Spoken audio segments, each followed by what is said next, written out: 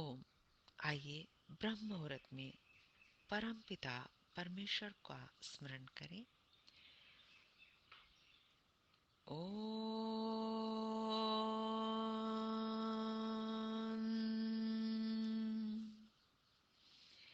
अग्निमीळे पुरोहितम् यज्ञस्य देवमृत्विजम् होतारम् रत्नधातमम् होतारम् रत्नधातमम्। ओम। आइए ईश्वरीय वाणी, वेद वाणी अर्थात ईश्वर के नित नए संदेश, ईश्वर का वेदवाणी के माध्यम से स्तवन करें और तदनुसार कर्म करें। ऋग्वेद का स्वाध्याय प्रथम मंडल 14वां सूक्त 5वां 7वां और 8वां मंत्र आज हम लेंगे। ऋषि हैं मेधातिथि काण्वः देवता विश्वदेवाः छंद गायत्री स्वर षड्ज है।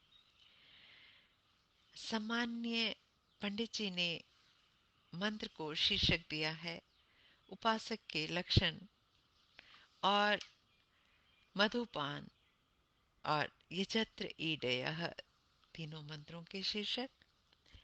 मंत्र पाठ करेंगे। ओम ईडते त्वामवयस्वः कण्वासो वृक्त बर्हिषः हविष्मन्तो अरङ्कृतः हविष्मन्तो अरङ्कृतः। मंत्र कह रहा है, हे प्रभु, आपको अवश्य वह रक्षण की कामना वाले ही ईडते उपासित करते हैं। वो ही आपकी सच्ची उपासना तो वे ही करते हैं। कौन? जो कि अपने शरीरों को रोगों से बचाते हैं तथा मनों को वासनाओं से सुरक्षित रखते हैं। आपके उपासक वे हैं जो कण्वा से है कण कण करके ज्ञान को ग्रहण करते हैं, संचित करते हैं। ये ज्ञान का संचय करने वाले मेधावी पुरुष ही प्रभु के सच्चे उपासक होते हैं। ज्ञान यज्ञ से ये प्रभु का पूजन कर रहे होते हैं। वृक्त बर्हिषः उपासक वे हैं जो वृक्त बर्हिषः बने हैं, अर्थात जिन्होंने हृदय को वासनाओं से शून्य किया है और अतएव उस हृदय वाले हैं जिसमें से वासना को उखाड़ दिया गया है। हे प्रभु, आपके उपासक वे हैं जो हविष्मन्तः हवि वाले हैं, अर्थात दान पूर्वक अदन करने वाले हैं। यह दान पूर्वक अदन ही अर्थात दान करने के पश्चात ही अपना उपार्जन करते हैं। दान पूर्वक अदन ही उन्हें पाप वृत्ति से बचाए रखता है। हविष्मान बनकर अलंकृत है, अपने जीवन को सद्गुणों से अलंकृत करने वाले व्यक्ति प्रभु के उपासक हैं। प्रभु की उपासना करें और जीवन में दुर्गुणों का भंडार बना रहे, ये तो विरोधी बातें हैं। उपासक प्रभु के उपासन के साथ मैल का संबंध ही नहीं है। भावार्थ अवस्यु कण्व वृक्त बर्हिष व अलंकृत ही प्रभु का सच्चा उपासक है। उपासक के लिए अगले मंत्र में क्या बताया?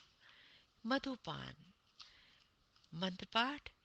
ओम तान यजत्राम ऋताव्रधोग्ने पत्नीवत स्कृधि मध्वः सुजिह्वः पायय मध्वः सुजिह्वः पायय। हे अग्नि प्रभु, अग्रणी प्रभु, आगे की ओर ले जाने वाले प्रभु, पीछे के मंत्रों में वर्णन किया गया कि उपासकों को क्या करना चाहिए। यजत्रान, यज्ञों के द्वारा अपना त्राण करने वाले, ऋताव्रत है, अपने जीवन में ऋत का वर्धन करने वाले, ऋत अर्थात सत्य, अर्थात बड़े व्यवस्थित जीवन वाले, तथा पत्नीवतः, उत्तम पत्नी वाले कृधि कीजिए। पत्नी वही है जिसका संबंध यज्ञ के लिए होता है। क्या भाव हुआ इसका? पत्नी के स्वभाव पर यह बात निर्भर करती है कि घर में यज्ञ वृत्ति का वर्णन होता है या भोग वृत्ति का। क्या चर्चा हमारे घर में चलती है? हे सुजिह्वा, उत्तम जिह्वा वाले प्रभु, प्रभु की उत्तम जिह्वा क्या है? ये वेदवाणी तो ईश्वर की जिह्वा है, इसी के माध्यम से ईश्वर का ज्ञान हम तक पहुंच रहा है। अर्थात उत्तम ज्ञान के देने वाले प्रभु, अप, अपाणी पादो जवनो ग्रहिता, वे प्रभु अजिह्व हैं, वह वक्ता हैं। उनकी जिह्वा नहीं है, जैसे हमारी जिह्वा है ऐसी ईश्वर की नहीं है, लेकिन फिर भी वो वक्ता हैं, फिर भी वो हमें बता रहे हैं। कैसे बता रहे हैं? वेदवाणी के माध्यम से। आप मध्वः, मधुर ज्ञान रस का हमें पाय पान कराइए, अथवा सब अन्नों के सारभूत इस सोम रस मधुपान का पान कराने वाला बनाइए। वस्तुतः यह सोमपान ही पूर्वार्ध में, अर्थात आधा जो मंत्र का पूर्व भाग था, वर्णित बातों को जीवन में घटाने के योग्य बनाता है। इसके होने पर ही हमारा जीवन यज्ञशील होकर अपना त्राण करने वाला बनता है। यह सोमपान ही हमें ऋतु के पालन की क्षमता प्रदान करता है।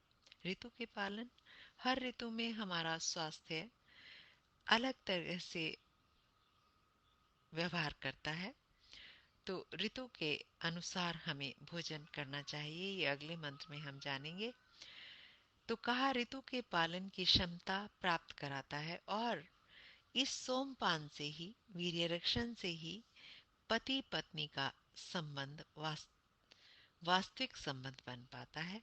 भावार्थ में देखते हैं, हम प्रभु कृपा से अपने जीवन में यज्ञ व ऋतु का वर्धन करें, खूब यज्ञ करने वाले बने, उत्तम पत्नी वाले हों, सोम की रक्षा के लिए दिव्य गुणों को बढ़ाएं।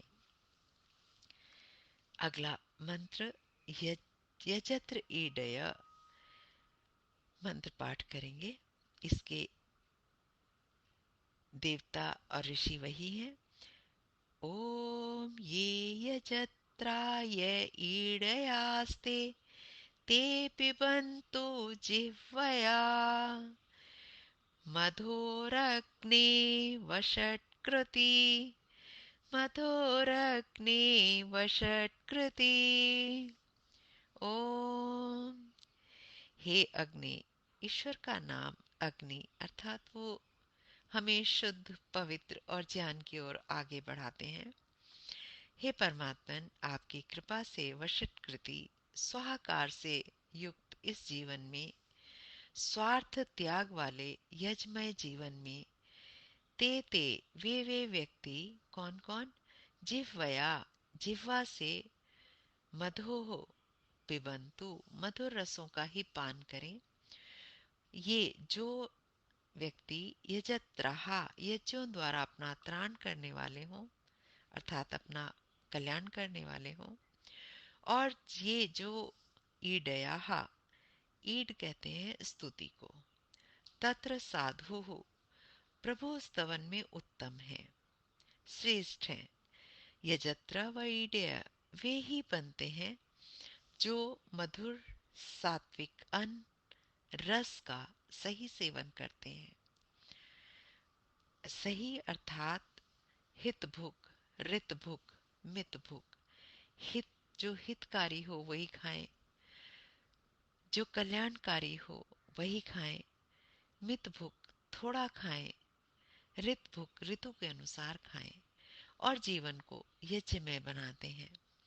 जिह्वा सात्विक मधुर अन्नों का ही सेवन करे और हमारा जीवन सदा स्वार्थ की, त्याग की भावना वाला हो।